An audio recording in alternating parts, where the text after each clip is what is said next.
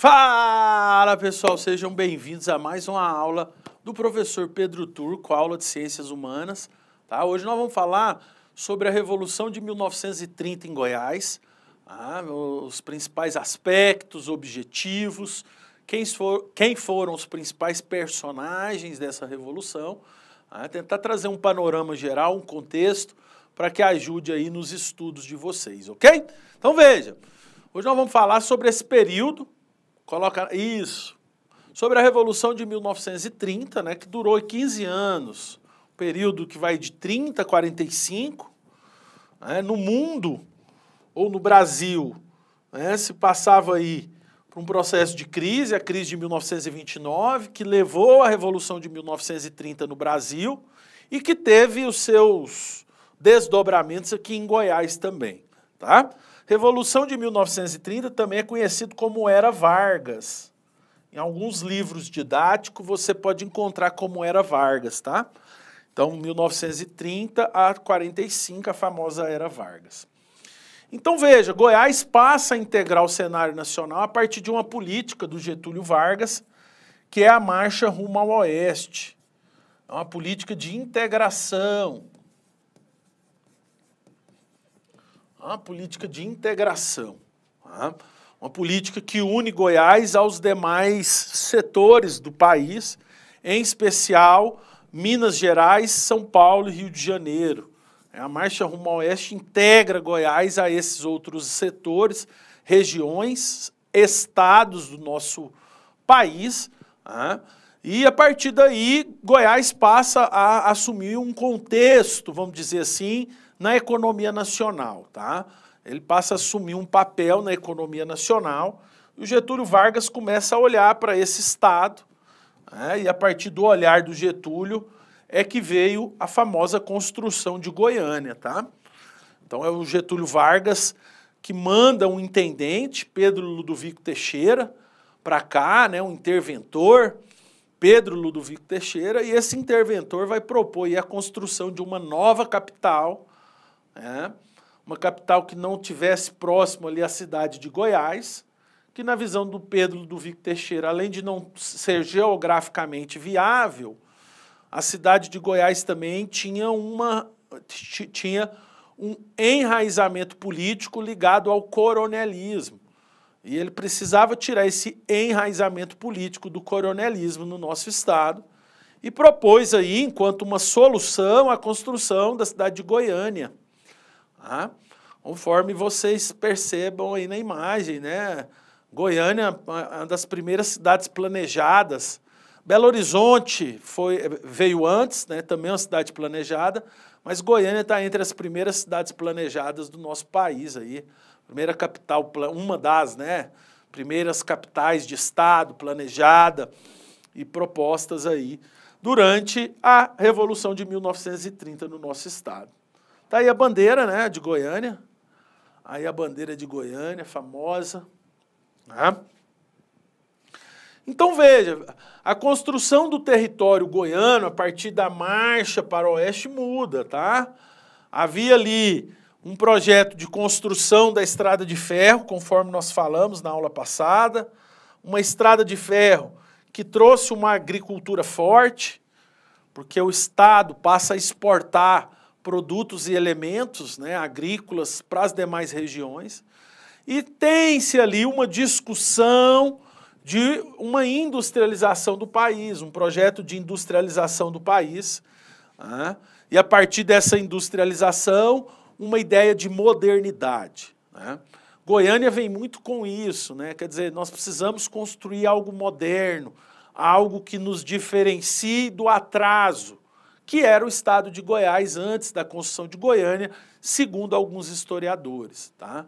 Então, veja, Goiânia vem com esse ar de modernidade. Não é à toa que Goiânia, se você pegar o ponto de vista arquitetônico de Goiânia, foi-se utilizado na época um ar arquitetônico art déco, né? Algo fundamental aí para o desenvolvimento da arquitetura do nosso estado. Ok? Então, Goiânia vem com esse ar de modernização. Goiânia seria uma capital moderna para a época, tá? com ares modernizantes. E não é à toa que o Getúlio envia a figura de Pedro Ludovico Teixeira, um goiano, por sinal, importante, que fez parte aí do processo. Aliás, o principal personagem histórico da época que fez parte do processo de construção de Goiânia. Tá bom? Olha essa imagem, que bonito, tá? Figura aí de Pedro Ludovico, de JK, perdão, né? A figura de Juscelino Kubitschek, Pedro Ludovico Teixeira, no processo de construção de Goiânia. Tá? Então veja, ó, a construção de Goiânia trouxe elementos, né? Uma reorganização espacial do território em Goiás, né? Novas elites políticas, isso aqui é importante. Na Primeira República, existia uma espécie específica de elites políticas ligadas às oligarquias tradicionais, às famílias tradicionais em Goiás. Com a construção de Goiânia, com a Revolução de 1930, novas elites políticas se projetam no cenário goiano. Entre elas, a figura de Pedro Ludovico Teixeira, tá? Entre elas, a figura de Pedro Ludovico Teixeira. Depois de Pedro Ludovico, seu filho, Mauro Borges, também teve um papel importante aqui na política de Goiás. Ok? Aí a Praça Cívica, logo no processo inicial de inauguração de Goiânia, está aí a Praça Cívica. Olha que interessante. Praça Cívica enquanto sinônimo de lazer, né? Da população de Goiânia, aos domingos, está aí, ó. Então veja, Pedro Ludovico Teixeira, ele assume um papel fundamental na Revolução de 1930 em Goiás, tá? Ele é nomeado interventor de Goiás por Getúlio Vargas, e é ele que vai propor a construção de Goiânia. Então ele vai tirar a capital de Goiás da cidade de Goiás, e trazer para Goiânia uma cidade que seria planejada, começada do zero, né? O processo de construção de Goiânia começou do zero. Essa região aqui tinha-se perto apenas a cidade de Campinas, que agora é um bairro, né? A famosa Campininha. Então Pedro Ludovico Teixeira que vai empreender, ele vai estar à frente desses processos de gestão. E ele vai construir os primeiros grandes centros e pontos turísticos de Goiás, né? Tá aí, ó, o Lago das Rosas, primeiro clube público de Goiás, né? O Lago das Rosas foi o primeiro clube público de Goiás, o famoso trampolim aqui, ó, do Lago das Rosas, primeiro clube público de Goiás, tá? As famílias goianas, né, e goianienses iam para os Lagos das Rosas para se refrescar, ela aberta ao público, o Estado que administrava, né, o Estado era gestor daquele espaço, e foi o primeiro grande clube público, o famoso Lago das Rosas. Aqui tá as muretas, né, do Lago das Rosas, todas em arte déco, tá? Todas em arte déco.